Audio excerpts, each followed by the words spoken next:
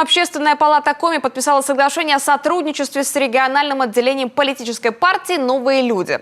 Документ предусматривает совместную работу по вопросу организации общественного наблюдения на предстоящих выборах в Госдуму.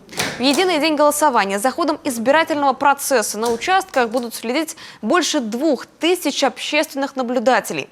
Большинство уже прошли специальное обучение основ законодательства и практикам выявления нарушений.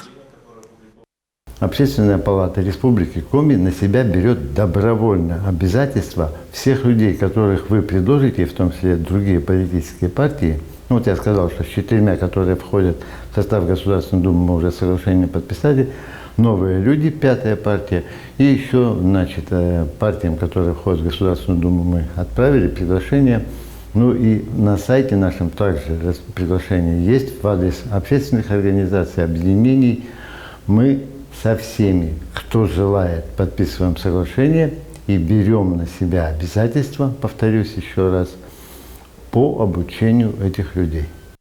Ранее подобные соглашения подписали представители «Единой России», Родины, Российского общенародного союза и «Зеленой альтернативы». Общественная палата Коми приглашает и представителей других партий: ЛДПР, КПРФ, «Справедливая Россия», «Патриоты за правду» и Российская партия пенсионеров за социальную справедливость.